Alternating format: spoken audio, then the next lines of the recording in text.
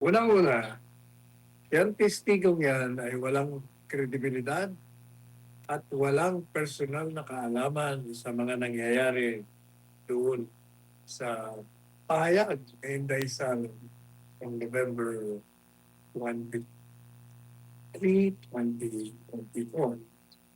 Isa-isayin natin. Yes po. Inamin niya na talaga siyang walang kinalaman. Sapagkat tinanong siya isa-isa siyang tinanong. Wala siyang kamalay-malay, tinatrap na siya ng abogado ng defense. Sagot siya ng sagot na talagang wala siyang personal na kaalaman.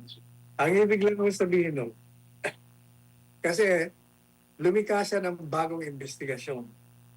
Sa lahat naman ng NBI director, gagawa ka ng panibagong investigasyon, hindi mo alam yung background ng nauna, hindi mo man lang pinag-aralang mabuti ang konteksto, ang mga kalakaran na nakabalot doon sa insidente ng November 23, 2024. Nalaman po natin doon sa mga previous na impeachment trial, Attorney Sal, na tila binabanggit nila na mayroon umanong parang kinontratang assassin. Pero ngayon po ay parang nagiging sa sinabi po ni NBI Director Matibag na tila planado at saka nanggagaling umano mismo sa magkapatid na Mayor Baste at VP Sara yung intent talaga na pagpatay umano kay Pangulong Bongbong Marcos Jr. Ano pong masasabi ninyo dito, Attorney? Pag-usapan natin itong testigong ito. Unang-una, yan testigong yan ay walang kredibilidad at walang personal na kaalaman sa mga nangyayari doon sa pahayag kay Inday Sal on November 23, 2024. Isa-isayin natin. Yes po. Inamin niya na talaga siyang walang kinalaman. Sapagkat tinanong siya isa-isa siyang tinanong. Wala siyang kamalay-malay, tinatrap na siya ng abogado ng defense. Sagot siya ng sagot na talagang wala siyang personal na kaalaman. Ang ibig lang kong sabihin nun, kasi lumika siya ng bagong investigasyon. Sa lahat naman ng NBI director, gagawa ka ng panibagong investigasyon, hindi mo alam yung background ng nauna, hindi mo man lang pinag-aralang mabuti ang konteksto, ang mga kalakaran na nakabalot doon sa insidente ng November 23, 2024. Yun kitang-kita mo. Pangalawa, itong testigong si Matibag, walang kredibilidad. Bakit kanyo? Bias. Galit ito kay Inday Sara. At yan ay napatunayan kahapon nung inilabas ang 3 column niya sa Daily Tribune. Yes, Attorney. Kung saan binira niya ng binira si Inday Sara, siniraan niya ng siniraan, pinintasan niya ng pinintasan. Madalit sabi, galit siya kay Inday Sara. Maliban pa sa galit na siya, bias na siya, itong asawa niya, bumoto sa impeachment laban kay Inday Sara. O so, ganun kalakaran, wala kang karapatan na magtistigo doon laban kay Inday Sara sapagkat bias ka na, pati na yung asawa mo. So, paano ka mapapaniwala? Pangatlo, ang mga sinasabi niya, sabi niya, kaya daw siya nag-imbestiga. Nakita niya raw kasi yung pattern of violence, yung pagbabanta, ay hindi na raw just banta, plano na. At nakita raw niya ito sa pamamagitan ng ipinakita niya unang-una, yung panununtok ni Inday Sara kay Sheriff. Naipaliwanag na natin na walang kasalanan doon si Inday Sara. Kaya niya ginawa yon para matigil ang karahasan. Dahil kung hindi niya ginawa yon, talagang dire-diretso na yon. Ngayon, ang prueba niya, pattern na, pag sinabi mong pattern, sunod-sunod na mga galaw, aktong karahasan. Paano niya pinakita? Yun lang ang pinakita niya kay Inday Sarang panununtok. O nasaan yung pattern of violence? Isa lamang yun. Pag sinabi mong pattern, 3, 4, 5, 6, sunod-sunod yan, makikita mo yung pattern. So walang pattern. Mm. In his desperation to prove pattern, pati yung kibaste, inilabas niya kesyo ang plano raw ng pagpatay na lumalabas sa pamilya, may pattern. At ang pangalawang karahasan. Mm. Karahasan ha, violence ito ha, hindi intimidation o kung ano pa man. Pattern of violence eh. Ano sabi ni Baste? Isa lang ang kailangan namin ng ulo.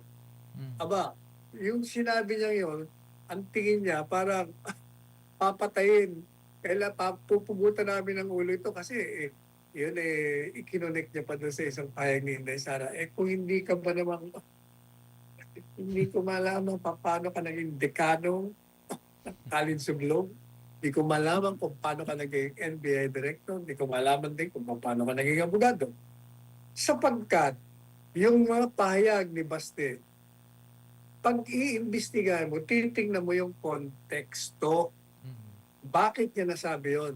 So tingnan mo yung mga dating speeches niya, dating mga pahayag niya.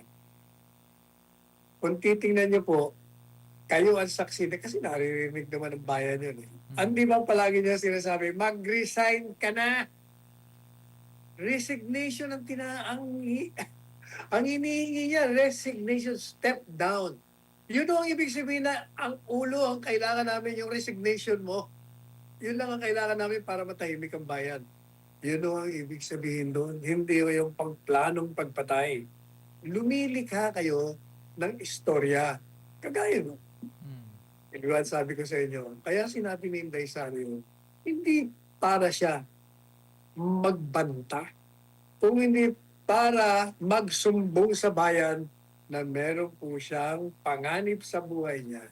At ang pinaghihinalaan niya yung 3 taong binanggit niya na kung maaari bayan, pag ako po'y pinatay, o yun nakikita mo ha, hypothetical pa nga at conditional, pag ako po'y pinatay, abay, gawan nyo ng katarungan ng ang pagkapaslang ko.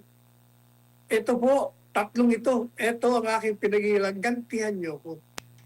Ganun lang ko kasimple yung dapat basa doon. Another thing, para to justify, Mm. to explain the statements made, the remarks which have become controversial. Hindi mo tayong lahat ay may tinatawag na oras ng hindi na tayo makapagtimpi at nilalabas natin. Kumbaga, outburst ang tawag doon. Naging emotional ka na. Yung testigo, pinakita ng defense na ikaw mismo nagkaroon ka ng outburst at inamin niya. Humingi pa nga daw siya ng pasensya. At tinatanong siya, ano mga sinabi mo doon sa isang kaaway mo?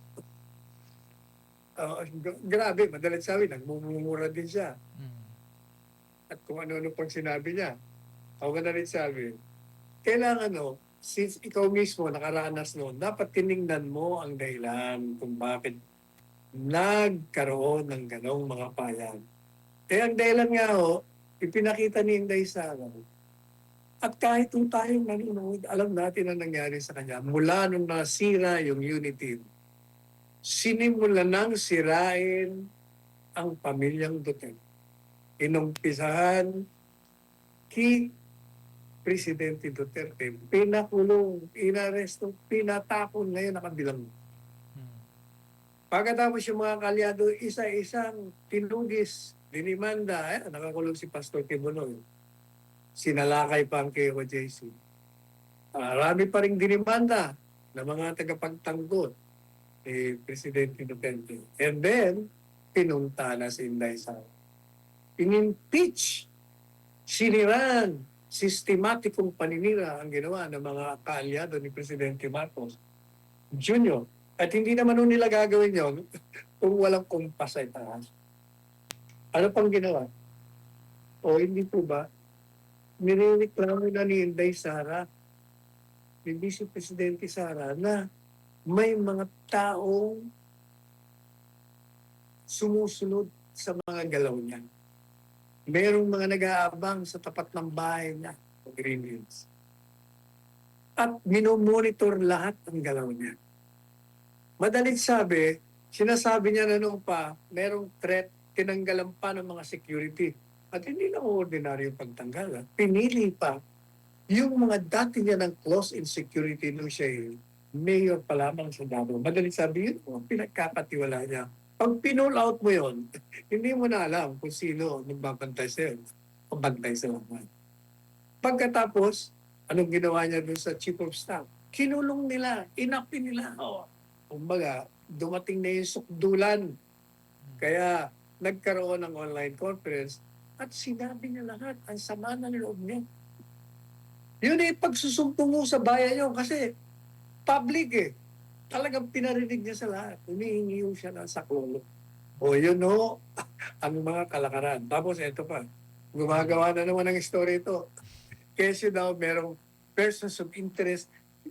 Samantalang inamin na nga ng dalawang testigo ng NBI na hindi yun nila napatunayan na sa investigasyon nila na merong kinuntratang pumatay dun sa tatlo. Ang sabi nila, kaya raw sila naniniwala na may kinontrata kasi sinabi ni Inday Sara, Sus Mario Joseph. Ang ginawa ngayon para naghahanap sila. Kunyari, kasi alam naman nilang hindi totoo yun eh. Kaya lang, para sila naghahanap ngayon. Kaya sinasabi nila, can you imagine open daw investigation? Wala nang katapusan. Kaya ito si Senate President ka dyan, teka muna, ano ba timetable mo dyan? 3 to 6 months daw. Pero daw ito yung open and continue. Ibig ko sabihin, itong mga ito, naghahanap, hindi ko malaman kung anong gagawin nila sa pamamagitan ng pagbili, pananakot, doon sa gagawin nilang, kunyari, ang kinontrata. May papaaminin sila, madalit sabi, huwag na ho tayo magtaka kung biglang may lumabas na ako po ang kinontrata ni BP Sara Jesus Mario Joseph. Yan. Kasi kung talagang totoo yan, isang taon at mahigit na dapat na alam na nila yan. Kasi wala naman eh. Hindi naman talaga siya nagbanta at hindi rin totoo. Kung baga, ang ginawa sa tingin ko kasi kung ako, malalaman kung pinapapatay niyo ako, sasabihin ko sa inyo, maglalabas din ako publicly. Pag pinapatay niyo ako, papapatay ko rin kayo.